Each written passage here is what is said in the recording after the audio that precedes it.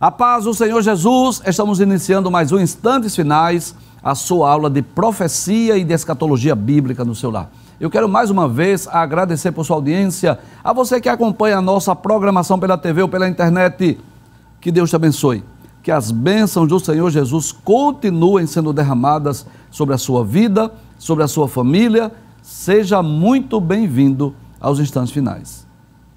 E eu quero também agradecer a você que tem enviado diariamente a sua mensagem para nós, a você que tem enviado a sua pergunta, a sua crítica, a sua opinião, sua sugestão. Muito obrigado. Agora, por gentileza, sempre que nos enviar uma mensagem, se identifique, diga seu nome, sua cidade, sua igreja. Nós teremos o maior prazer de responder a sua pergunta, de ler a sua mensagem e de enviar uma saudação para você e para a sua família. Se você está acompanhando o nosso programa diariamente, você sabe que nós estamos estudando sobre a atualidade da mensagem dos profetas maiores, esse tema maravilhoso. O que é que nós estamos fazendo? Nós estamos extraindo alguns textos, né? Nós não estamos estudando esses livros versículos por versículo. Nós estamos extraindo alguns textos desses livros denominados de profetas maiores, que você sabe, são 4 profetas mais 5 livros. Os profetas são Isaías, Jeremias, Ezequiel e Daniel, e os livros são Isaías, Jeremias, Lamentações de Jeremias, Ezequiel e Daniel. Destes 5 livros, já estudamos 4, estamos estudando o último dos livros denominados de profetas maiores, que é o livro do profeta Daniel. Esse livro maravilhoso, que possui 12 capítulos, e nós já dissemos aqui em programas anteriores que os primeiros capítulos 1 a 6, são mais históricos, embora contenham profecias, e dos capítulos 7 a 12 são mais proféticos, embora possuam também algumas histórias. E nós estamos estudando, esse livro, extraindo lições preciosas, maravilhosas, da história, da vida, da biografia de Daniel e seus 3 companheiros, Ananias, Misael e Azarias, que foram chamados de Sadraque, Mesaque e Abednego. Esses 4 jovens judeus que foram levados para a Babilônia, que estavam no palácio, esses 4 jovens, com a sua vida, o seu testemunho, o seu exemplo de fé, deixou um grande legado para todos nós. Nos programas anteriores, nós estudamos os seguintes temas. Nós estudamos, por exemplo, sobre a preparação de Daniel na Babilônia, baseado no capítulo 1. Estudamos também sobre o sonho do rei Nabucodonosor, baseado no capítulo 2. Olha, esses programas estão imperdíveis, não deixe de assistir, estão lá disponíveis no YouTube. E hoje e amanhã, esta semana, estaremos estudando o capítulo 3, que tem por título A Estátua de Ouro e a Fornalha de Fogo Ardente. Antes mesmo de nós lermos a introdução da aula, nós gostaríamos de deixar algo bem claro aqui. Esse texto do capítulo 3, sem dúvida, é um dos textos mais conhecidos do livro de Daniel, e eu tenho certeza que você já conhece a história. A história é a história dos 3 jovens hebreus, os judeus, que foram lançados na fornalha de fogo por não se curvarem diante daquela estátua que foi erguida pelo rei Nabucodonosor. Você já conhece a história, eu tenho certeza disso. Esse capítulo 3 possui 30 versículos e nós estaremos estudando, extraindo lições preciosas, maravilhosas. Não é necessariamente um texto profético, ele não vai falar necessariamente sobre eventos futuros, ele é muito mais histórico do que profético. Ele descreve a história, uma experiência vivenciada pelos 3 jovens hebreus lá em Babilônia, lá no campo de Dura, na província de Babilônia. Porém, essa história foi registrada no cânon sagrado, porque Deus desejava falar às gerações futuras. E, sem dúvida, temos muitas lições que nós podemos aplicar às nossas vidas, lições deixadas por Sadraque, Mesaque e Abednego, ou Misael, Ananias e Azarias, que deve ser um exemplo a ser imitado por cada um de nós. Na introdução da aula, nós dizemos assim, que o capítulo 3 de Daniel narra a história de 3 jovens judeus que são desafiados a adorar uma imagem de ouro erguida pelo rei Nabucodonosor. A recusa em adorar a imagem leva-os a serem lançados numa fornalha ardente, mas Deus os protege e eles são salvos do fogo. Em resumo, o capítulo 3 de Daniel descreve uma história de coragem, fé e fidelidade a Deus, mesmo em meio às ameaças de morte por parte do rei. Trata-se de uma história que nos inspira a perseverar na fé, mesmo em tempos difíceis, como nós veremos a seguir. Glória a Deus. Então, essa introdução, na verdade, já descreve o contexto, né? O grande exemplo de fé, de coragem, de fidelidade a Deus, deixado por esses jovens hebreus ou judeus que arriscaram as suas vidas, que colocaram as suas próprias vidas em risco, mas não se curvaram, não se prostraram diante daquela estátua. E é um exemplo que deve ser imitado por cada um de nós. Vamos meditar no texto bíblico. Na sua tela, nós selecionamos o texto da Nova Almeida atualizada, mas eu tenho em minhas mãos mais duas versões, à minha direita a Almeida Revista e Corrigida e à minha esquerda a Bíblia Viva. São 3 versões para que nós possamos fazer uma comparação e podemos compreender melhor essa história. Olha, tenho certeza do que eu estou lhe dizendo, embora seja uma história conhecida, mas Deus tem uma palavra aos nossos corações.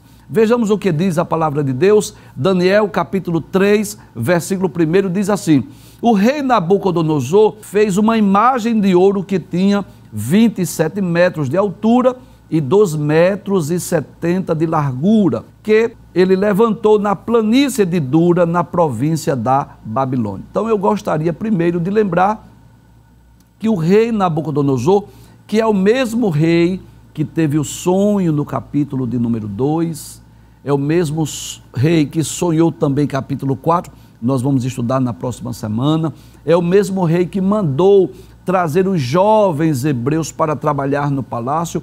Ele era, politicamente falando, o homem mais importante do mundo, porque ele dominava sobre o grande império babilônico, né? Era o grande império mundial que estava, digamos assim, em fase de crescimento, estava cada vez mais crescendo.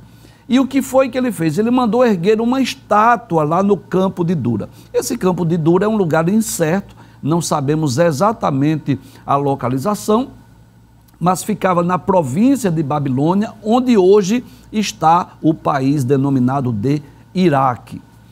Há quem diga, isso não está explícito na Bíblia, mas há quem diga que essa estátua que ele ergueu está baseada no sonho do capítulo de número 2. Isso é uma possibilidade. Se você ler, por exemplo, na Almeida Revista e Corrigida, você vai perceber que a medida está em côvados. Eu vou ler para você comparar. Pode ser que você tenha uma Bíblia corrigida nas suas mãos. Capítulo 3, versículo 1, na Almeida Revista e Corrigida, diz: o rei Nabucodonosor fez uma estátua de ouro, cuja altura era de 60 côvados. O que é o côvado? É mais ou menos essa medida aqui, do cotovelo à ponta do dedo, que é mais ou menos 45 centímetros. Eu vou pedir para abrir a tela para nós fazermos um comparativo. Então perceba que na Almeida Revista Corrigida diz que a altura dela era de 60 côvados, mas a Nova Almeida atualizada já traduz aí em metros, né? Mais ou menos 27 metros. Então um côvado tem aproximadamente 45 centímetros, né? E a sua largura, na Corrigida diz que são 6 côvados, já aparece aí na Nova Almeida atualizada, ela tinha 27 metros de altura e 2,70 metros de largura. Então perceba que era uma grande estátua que foi erguida. O objetivo era prestar cultos a essa homenagem, culto a essa estátua. Veja o que diz o versículo de número 2. Veja que havia uma espécie de culto e havia também uma obrigatoriedade para que todos os súditos do reino se curvassem, se prostrassem diante daquela estátua quando os instrumentos musicais fossem tocados. Veja o que diz o versículo de número 2, diz assim: então o rei Nabucodonosor mandou reunir os sátrapas. Professor, quem são os sátrapas? São espécie de governadores, são espécies de administradores. Ou seja, em resumo, o rei Nabucodonosor mandou reunir todos os administradores, os prefeitos, os governadores, os juízes, os tesoureiros, os magistrados, os conselheiros, todos os oficiais das províncias, ou seja, toda a liderança desse grande império. Ele mandou chamar, reunir ali, vamos dizer assim, os governantes da época, aqueles que eram seus assessores. E aí estavam governadores, prefeitos, juízes, tesoureiros, administradores, magistrados, conselheiros e todos os oficiais. Para quê? Para que viesse a cerimônia de inauguração da imagem que o rei Nabucodonosor tinha levantado. Então ele manda trazer o que? A liderança, esses que lhe assessoravam, os administradores, aqueles que lideravam as províncias dominadas por Nabucodonosor, para que ele se reunisse em uma espécie de culto, um culto de inauguração, um culto para aquela estátua, para que as pessoas se curvassem diante daquela estátua que ele mandou erguer. Veja o que diz o versículo de número 3. A história continua dizendo assim: então se reuniram quem? Os sátrapas, que já falei, governadores ou administradores, prefeitos, governadores, juízes, tesoureiros, os magistrados, os conselheiros e todos os oficiais das províncias para aquela cerimônia de inauguração da imagem que o rei Nabucodonosor tinha levantado. E ficaram em pé diante da imagem que o rei tinha levantado. Era uma espécie de culto onde havia aí uma obrigatoriedade, havia uma lei, havia um decreto, todos deveriam estar presentes. Havia também uma sentença. Aqueles que estivessem ali presentes deveriam se prostrar, deveriam se curvar diante daquela estátua, não é? Para adorar aquela estátua, fazer daquela estátua um objeto de culto, um objeto de adoração. O momento é oportuno para dizer isso, não é? Que a adoração a ídolos, a imagem de escultura, ela é terminantemente proibida nas Escrituras. Perceba que Deus, no Decálogo, no livro do Êxodo, capítulo 20, no livro de Deuteronômio, capítulo 5, e em vários outros textos, Deus condena a prática da idolatria. Deus deixou isso bem claro no Decálogo: não terás outros deuses diante de mim, não farás para ti imagem de escultura, não te encurvarás a elas. E perceba que os jovens hebreus, eles estavam numa outra região, num outro país, eles estavam agora não em Jerusalém, eles estavam agora em Babilônia, e houve o quê? Houve um conflito das leis divinas, que proibia a adoração, com as leis daquela região, daquele povo, daquele grande império. O rei Nabucodonosor exigiu a adoração àquela grande estátua. E o que é que a prudência nos ensina? O que é que a Bíblia nos ensina? Que quando a legislação de um país está de acordo com a Bíblia, glória a Deus, que bênção, não é? Vamos falar da Constituição Federal? Vamos fazer uma aplicação? Então, por exemplo, a Bíblia diz: não matarás, e a Constituição Federal, ela também permite que o ser humano tire a vida de outro. Glória a Deus. Então, não vamos tirar a vida um do outro. Por quê? Porque isso está na Constituição Federal, está na Bíblia. Agora, quando houver choque, quando houver conflito, quando a Constituição Federal dizer uma coisa e a Bíblia dizer outra, nós ficamos com a Bíblia. É por isso que nós não somos a favor, por exemplo, do aborto.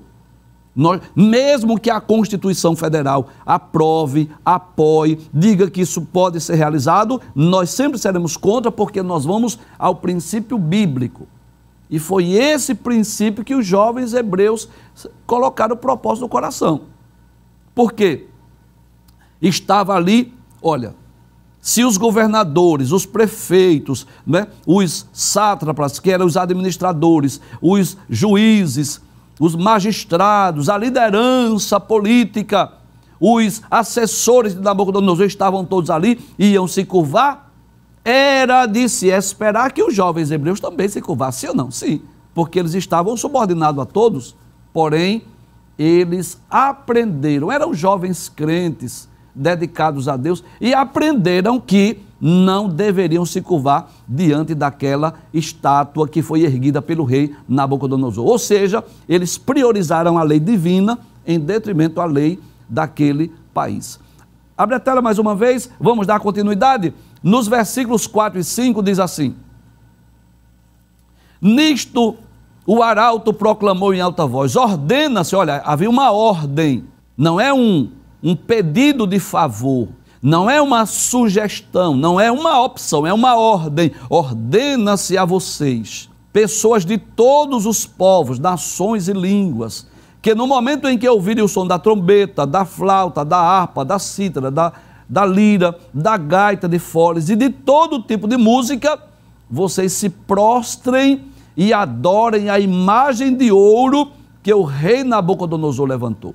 Era uma forma de fazer com que o maior império do mundo, Babilônia, os líderes daquela época, que era Nabucodonosor e seus assessores, junto com todos aqueles que estavam presentes, se curvassem, adorassem, rendessem culto àquela estátua que foi erguida pelo rei Nabucodonosor. Então havia uma ordem expressa.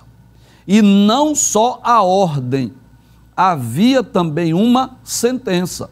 Aqueles que não se curvassem, aqueles que não se prostrassem, aqueles que não adorassem aquela imagem, seriam lançados na fornalha de fogo ardente. Veja o que diz o versículo de número 6, continua o texto dizendo: quem não se prostrar e não adorar será no mesmo instante lançado na fornalha de fogo ardente. Ou seja, já havia ali uma sentença de morte. Ou você se curva, ou você morre. Ou você se prostra, ou você vai ser lançado na fornalha de fogo. Assim, quando ouviram o som da trombeta, da flauta, da harpa, da cítara, da lira e de todo tipo de música, pessoas de todos os povos, nações e línguas se prostraram e adoraram a imagem de ouro que o rei Nabucodonosor tinha levantado. Então, mesmo quem não era a favor, mas acabou se curvando, se prostrando, temendo o quê?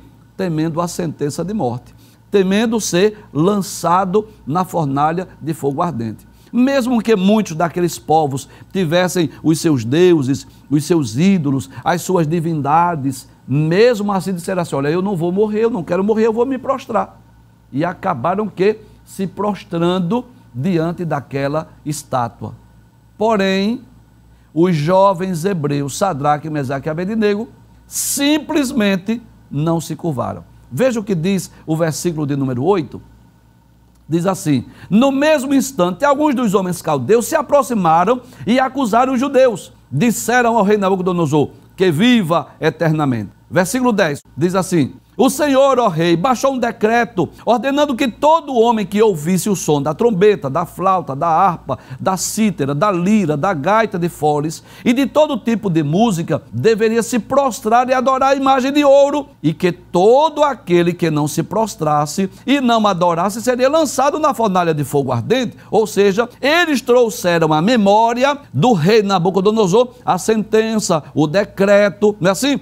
Versículo de número 12, aí ele diz assim: há uns homens judeus que o Senhor, ó rei, pôs como administradores da província da Babilônia. Quem? Sadraque, Mesaque e Abednego. É comum surgir essa pergunta: onde estava Daniel? Possivelmente Daniel ficou no palácio. Perceba que esta cerimônia da inauguração da estátua ocorreu no campo de Dura. Então Daniel não estava lá entre os prefeitos, governadores, juízes, magistrados, não foi. Tudo leva a crer que ele ficou em alguma missão, alguma responsabilidade lá no palácio, enquanto que Sadraque, Mesaque e Abednego foram levados. E aqueles jovens simplesmente tomaram a iniciativa de não se prostrar, de não se curvar. Sabiam que havia uma sentença, sabia que havia uma ordem expressa, sabia que havia uma ameaça de morte, mas simplesmente eles não se curvaram, eles não se prostraram. Em resumo, aqueles jovens hebreus arriscaram a sua vida. Por amor a Deus, por temor ao Senhor, eles arriscaram a sua vida. Nós não vamos nos prostrar, nós não vamos nos curvar. E Deus poderia permitir que eles fossem lançados na fornalha de fogo ardente.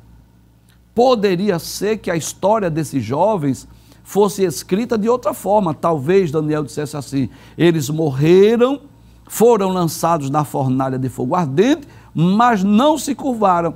E não deixaria de trazer um grande exemplo e um grande legado para nós.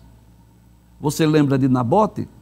Que está lá no capítulo de número 19, 20, 21, lá do primeiro livro dos reis, onde ele preferiu, não é assim? Ele foi morto, ele foi apedrejado, porque ele não quis vender, não quis negociar aquela vinha que o rei Acabe queria negociar, queria comprar, não é? Ou trocar, não é assim? Então, nem sempre os servos de Deus escapam da sentença. A Bíblia nos mostra exemplo, né, dos próprios apóstolos que foram mortos, né, que foram martirizados. Nem sempre Deus livra. Às vezes Deus permite que os seus servos morram. Mas na história de Sadraque, Mesaque e Abednego, Deus quis fazer diferente. Deus quis fazer com que o seu nome fosse glorificado através daqueles jovens hebreus.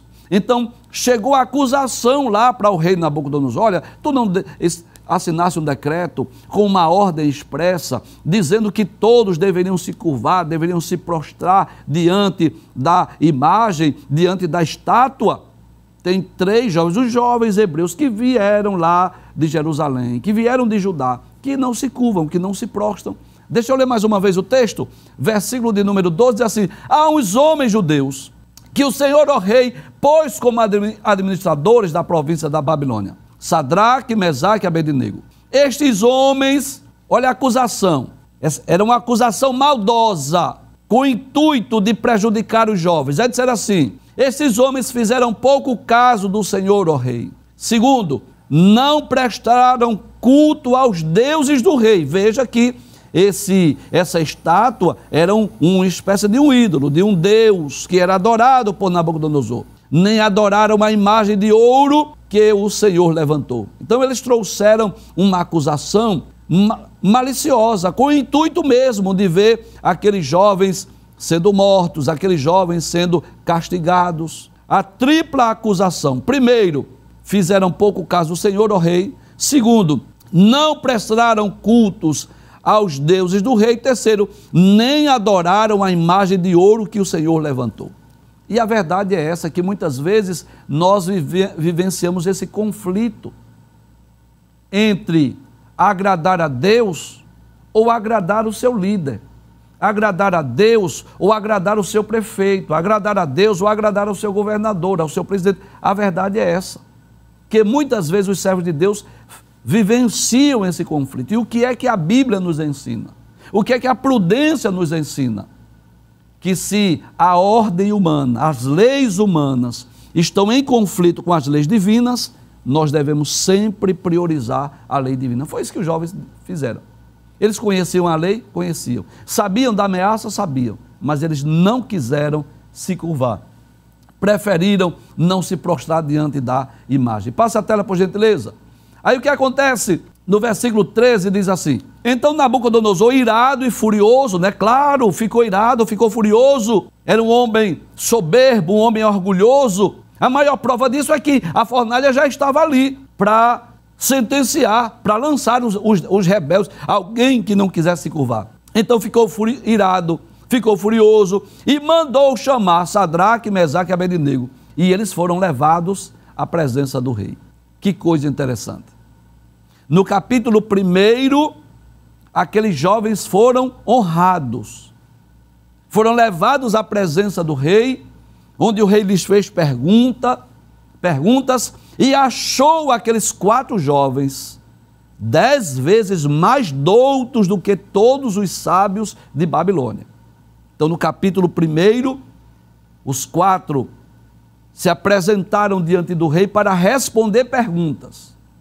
No capítulo 2, Daniel compareceu à presença do rei para interpretar o sonho e revelar o sonho e dar a sua interpretação. Mas agora, no capítulo 3, apenas os 3 foram chamados. Mas agora foram chamados para ouvir um decreto, para ouvir uma sentença, para saber o que estava acontecendo, para explicar porque eles não estavam se curvando diante da estátua. Aí eles foram, né? Aí Nabucodonosor lhes disse: Sadraque, Mesaque e Abednego, é verdade que vocês não prestam culto aos meus deuses? Veja, mais uma vez o texto deixa claro que aquela estátua era um ídolo, era um Deus para Nabucodonosor, era um Deus da Babilônia, mas não era o Deus verdadeiro. Por que é que Sadraque, Mesaque e Abednego não se curvaram? Porque não era o Deus verdadeiro. Aí ele diz: é verdade que vocês não prestam culto aos meus deuses, nem adoram a imagem de ouro que levantei? Como que diz assim, essa informação, essa denúncia que chegou aqui, ela é verdadeira? No versículo 15 diz assim: agora, pois, se vocês estão prontos, quando ouvirem o som da trombeta, da flauta, da cítara, da harpa, da lira, da gaita de foles, prostrem-se e adorem a imagem que eu fiz. Como quem diz assim: eu vou dar mais uma chance. Como quem diz assim: eu vou dar mais uma oportunidade. Como quem diz assim: eu quero ver se vocês não vão se curvar. Eu vou mandar mais uma vez tocar os instrumentos musicais. Mas, se não a adorarem, serão no mesmo instante lançados na fornalha de fogo ardente. E a pergunta desafiadora é essa. Porque até aqui, a ameaça era para os 3 jovens. Até esse momento, a denúncia, a acusação era para os 3 jovens. Mas agora ele vai mexer, ele vai desafiar o Deus dos jovens hebreus. O problema de Nabucodonosor agora foi esse, porque agora, em vez de ele estar tratando apenas com os jovens hebreus, ele vai agora tratar com o Deus dos 3 jovens hebreus. Vamos ler mais uma vez o texto? Aí ele diz assim: mas se não a adorarem, serão no mesmo instante lançados na fornalha de fogo ardente. Aí ele pergunta: e quem é o Deus que os poderá livrar das minhas mãos? Glória a Deus. E está implícita aí a resposta, né? Não está explícita, mas está implícita. Quem é o Deus que pode livrar das mãos do rei Nabucodonosor? Claro, é o Deus verdadeiro. É o Deus criador dos céus e da terra. Quantas vezes a Bíblia e a história não registra Deus agindo em prol dos seus servos? Deus dando livramento aos seus servos. Você lembra de Senaqueribe? O rei da Assíria, que invadiu o reino do norte, que levou os israelitas para outras nações, que trouxe povos de outras nações para habitar lá em Samaria. Ele foi ameaçar o rei Ezequias. Ele fez essa mesma pergunta: quem é o Deus que poderá livrar? Mas o que foi que aconteceu? O Senhor mandou um anjo apenas, somente um. Matou 185.000 soldados do exército de Senaqueribe. Deixou ele vivo por um pouco de tempo, para que ele, antes da sua morte, conhecesse a grandeza de Deus. No mesmo livro de Daniel, no capítulo de número 6, Deus manda um anjo e livra Daniel da cova dos leões. Quantos livramentos, né? Nas páginas do Novo Testamento, nós vamos ver anjos sendo enviados por Deus para abrir o cárcere, abrir as prisões, libertar os apóstolos. Então, muitas vezes Deus permite que os seus servos sofram, que os seus servos sejam apedrejados, como Estevão, como nós já citamos aqui o exemplo de Nabote. Às vezes Deus permite. Tem ocasiões que Deus permite que os seus servos sejam decapitados, como foi Tiago, como foi João Batista. Eu quero deixar bem claro isso. Nem sempre Deus livra, nem sempre. Não é que ele não possa, é que existe muitas vezes vamos dizer assim, um propósito maior. Quer ver um exemplo disso? Deus permitiu, Jesus permitiu que Estevão fosse apedrejado. Mas aquilo trouxe um benefício. O apedrejamento de Estevão, capítulo 6, capítulo 7 de Atos, fez com que o evangelho saísse de Jerusalém e alcançasse as terras da Judéia e de Samaria. Fez com que o evangelho chegasse, por exemplo, lá na igreja de Antioquia. Então, às vezes, Deus tem um propósito maior. Nem sempre Deus livra. Quero deixar bem claro isso. Tem ocasião que Deus permite que sobrevenham o sofrimento, as dores, às vezes prisões e mortes. Tem ocasião que Deus permite. Porém, muitas vezes, Deus intervém na história. Deus age em favor dos seus filhos. Deus age em favor do seu povo. E a Bíblia está repleta de ocasiões, de exemplos que Deus interviu na história, que Deus deu livramento. Então agora o rei Nabucodonosor vai desafiar quem é o Deus que pode livrar. O final do versículo 15 diz assim: e quem é o Deus que os poderá livrar das minhas mãos? Aí no versículo 16 diz assim: Sadraque, Mesaque e Abednego responderam ao rei: ó Nabucodonosor, quanto a isto não precisamos nem responder. Nós não precisamos responder a sua pergunta. Veja a coragem desses jovens. Ele diz assim: se o nosso Deus, a quem servimos, quiser livrar-nos, ele nos livrará da fornalha de fogo ardente e das suas mãos. Se ele quiser, glória a Deus. Como quem diz assim, ele tem poder. Se ele quiser, ele é poderoso. Se estiver no centro da vontade dele, ele vai nos livrar, ele pode nos livrar. Para concluir o programa hoje, vamos ler apenas o versículo 18, daremos continuidade no próximo programa. Aí ele diz assim, no versículo 18: e mesmo que ele não nos livre, como que diz assim? Se ele não quiser, se ele quiser, ele pode. Mas se ele não quiser, fique sabendo, ó rei, que não prestaremos culto aos seus deuses, nem adoraremos a imagem de ouro que o Senhor levantou. Perceba aí a coragem, a audácia desses jovens. Não é que eles queriam desobedecer Nabucodonosor, não. Eles, durante o período que estiveram em Babilônia, eles queriam se submeter a Nabucodonosor, porém essa ordem expressa, essa lei, esta obrigação de se curvar, de adorar o Deus, o ídolo levantado lá no campo de Dura, estaria transgredindo o mandamento divino. E eles fizeram o quê? Colocaram a sua vida em risco. Se Deus quiser livrar, ele livra. Se ele não quiser, nós vamos morrer.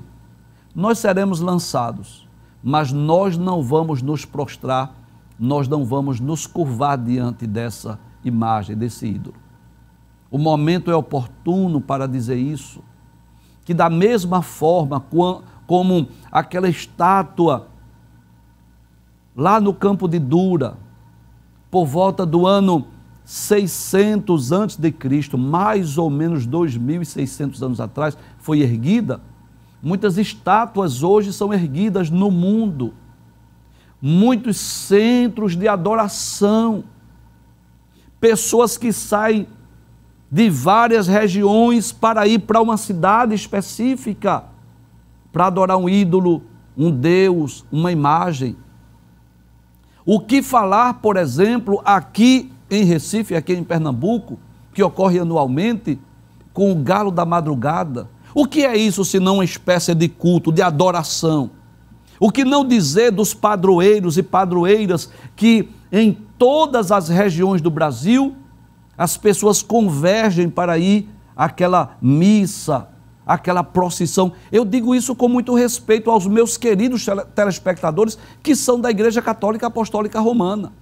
O meu objetivo aqui não é criticar a sua religiosidade, a sua fé. Não, eu não tenho esse objetivo. Mas eu quero lhe esclarecer, à luz da Bíblia Sagrada, que Deus proíbe a idolatria, que Deus proíbe a adoração a ídolos, que Deus deseja que a nossa adoração seja única e exclusiva para Ele. Talvez você esteja fazendo isso porque talvez alguém nunca lhe advertiu, talvez alguém nunca falou sobre isso, mas eu estou aqui hoje com esse objetivo. Eu estou sendo um instrumento de Deus para abrir os seus olhos, para dizer que Deus condena a idolatria. E aqueles jovens hebreus arriscaram a sua vida, mas não se prostraram diante da imagem, da estátua erguida pelo rei Nabucodonosor. E a palavra sábia deles foi essa: se Deus quiser livrar, Ele pode, Ele vai nos livrar. Mas se Ele não nos livrar, nós morremos, mas nós não nos curvamos diante dessa estátua.